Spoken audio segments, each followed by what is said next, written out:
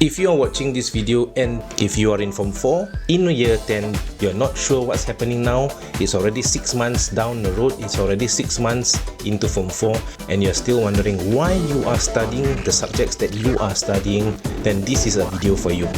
My name is Mr. Wee and I'm very passionate about students' academic development and personal development.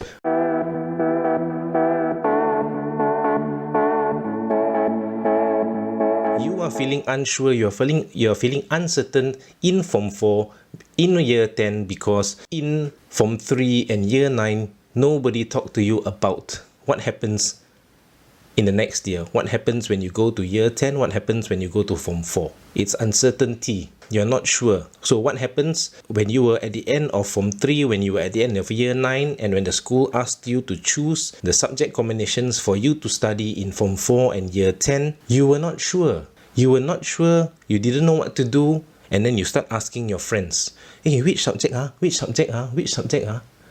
I follow you lah, I follow you lah. That is what happens most of the time. Why does this happen?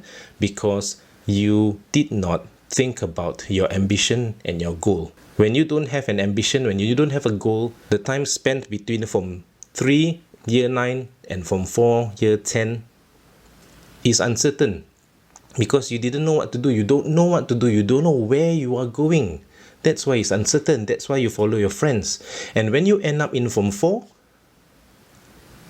you find that, I don't like this subject, I don't like that subject. Well, if you are in Form 4 now, or you're in year 10 now, and it's 6 months down the road, I think it's a bit too late already.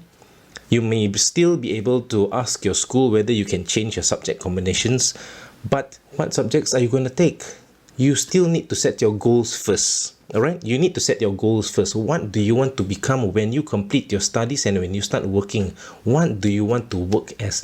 That is the important goal you need to have, or the question that you need to answer before you make a decision on the subjects that you want to take in Form 4 or year 10. This will also be important when you complete your year 11, your Form 5, and go into a college or university. You still need this question answered. What is your ambition? What do you want to do? Alright, that's uncertainty. In Form 4 and year 10, many students also are very complacent because the idea of next year Form 5, end of Form 5 only PM, end of year 11 only igcse. Well, that is where you are very wrong. In this video, I will talk about 5 things which are very important for you to know about Form 4 and year 10. The first one is you need to lay the groundwork. The second one, you must go to school. The third, write notes. The fourth, have your own timetable and do your own research and practice. Let's look into the first one. Lay the groundwork, lay the foundation, learn the basics. Alright, it's been 6 months into Form 4. It's been 6 months into year 10. And some people will just still wonder, what's happening? I don't understand. Why am I here? When you go to Form 4, when you go to year 10, everybody in class is equal. Everybody is studying new subjects. Alright, so there's no one with prior knowledge. Nobody has better knowledge than you about the new subjects that you study. And what are these new subjects? These new subjects are physics, chemistry, biology, accounts, economics, business studies, and maths. These are all new subjects to everybody. When it comes to this subject, there's nobody that is smarter than you. That is why it is time for you to start to learn the basics. Lay the foundation, lay the groundwork so that your foundation is strong and it will help you when you go to Form 5. Alright, so learn the foundation, learn the basics of all these new subjects that you are taking. You don't have a choice, you can't change it anymore. Even if you change it, you still have to lay the foundation, lay the groundwork for the new subjects you are taking if your school allows you to change subjects. But the basic is this.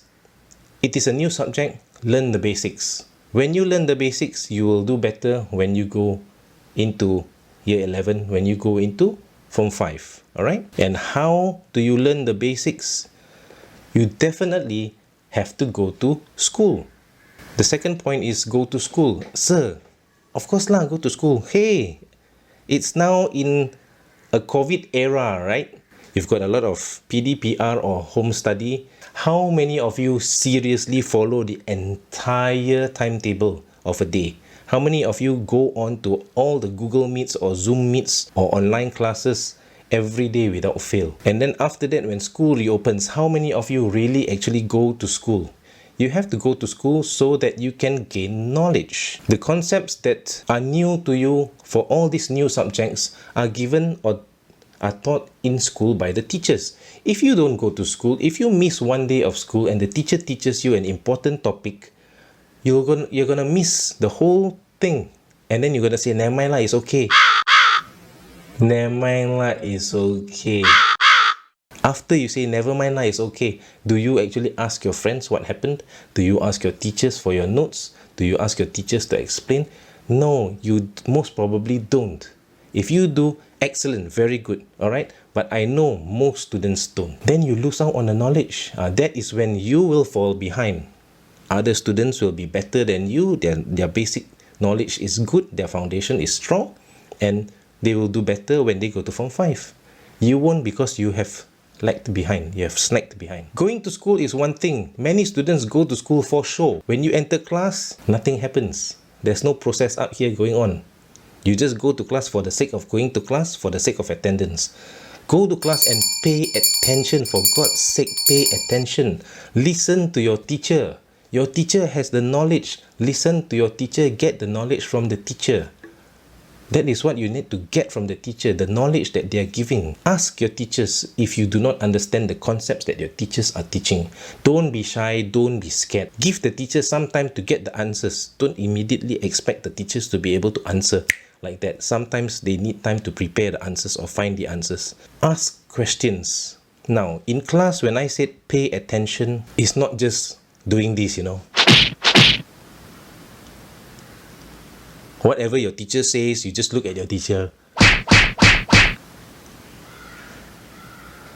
Paying attention means listening attentively to your teacher. As you listen to your teacher, what your teacher is saying, think about what you hear. Think about what you listen. And then process what you understand from your listening, from your thinking. Once you do that, have a notepad. Write notes. Okay, write notes.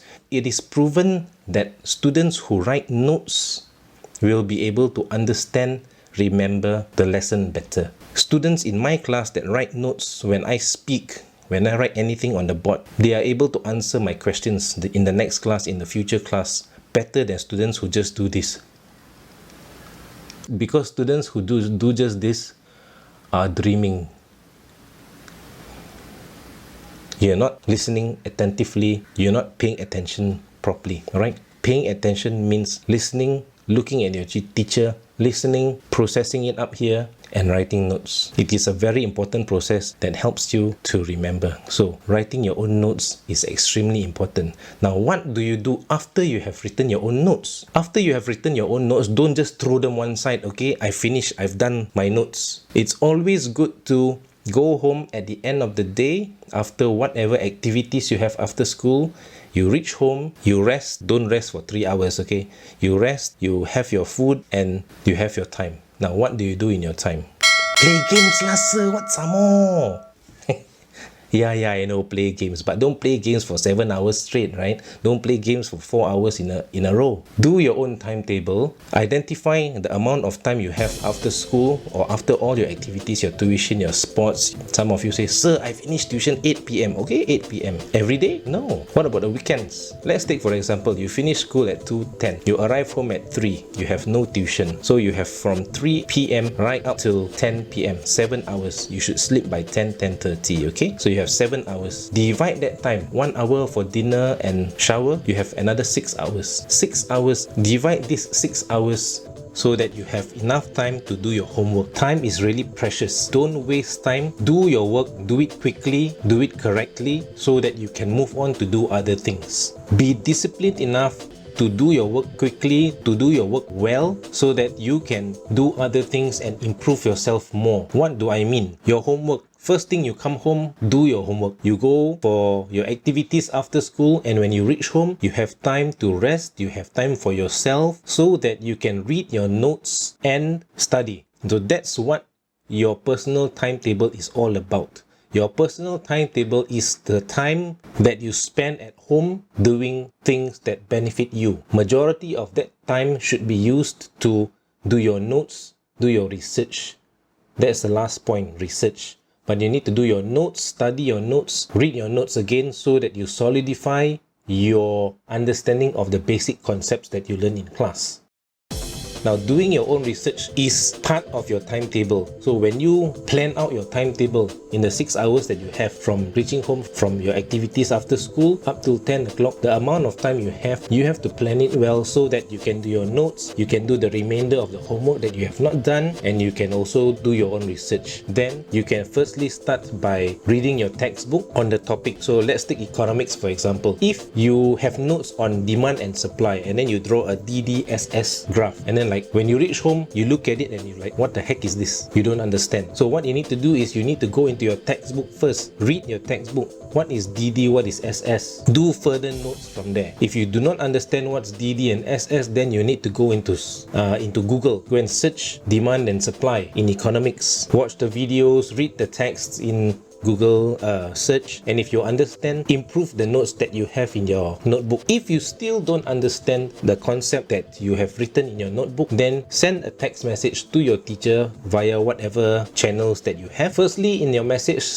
just say the first sentence should be, this is your name, and then which class you are from, and I've got a question for demand and supply. I don't really understand what it means to, what is the meaning of demand and the supply. Can I see you tomorrow to understand further from you? So you need to ask your teacher. Do your own research first, but if you cannot understand from the research that you have done, then ask your teacher. Alright? Your teacher is there for you. Don't be shy. Don't be afraid. The teacher is willing to share the teacher's knowledge and experience. That's why we are teachers. So these are the things that you need to remember. Number one, when you are in Form 4, when you are in Year 10, please learn the basics. Lay the foundation, lay the groundwork properly. Yes, you've still got 6 months. Don't worry, you still can catch up. But make sure you catch up on the basics for Form 4 for Year 10 before you go on to Form 5 or Year 11.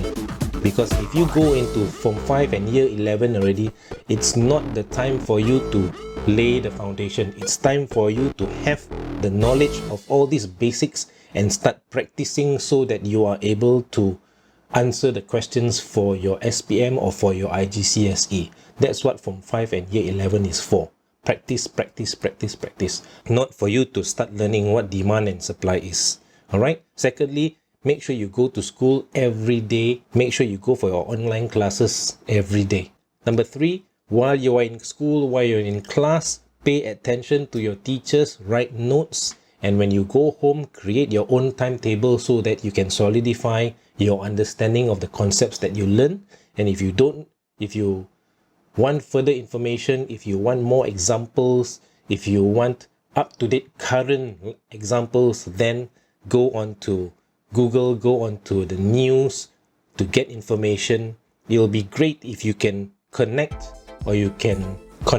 current events to the concepts that you are learning, especially economics, right? Economics, accounting, probably your business studies, even physics, chemistry and biology. Now with all this new technology and viruses around, everything is possible. So do your own research, try to connect the current existing world with the concepts that you learn. Then you'll be able to understand the concepts that you study better.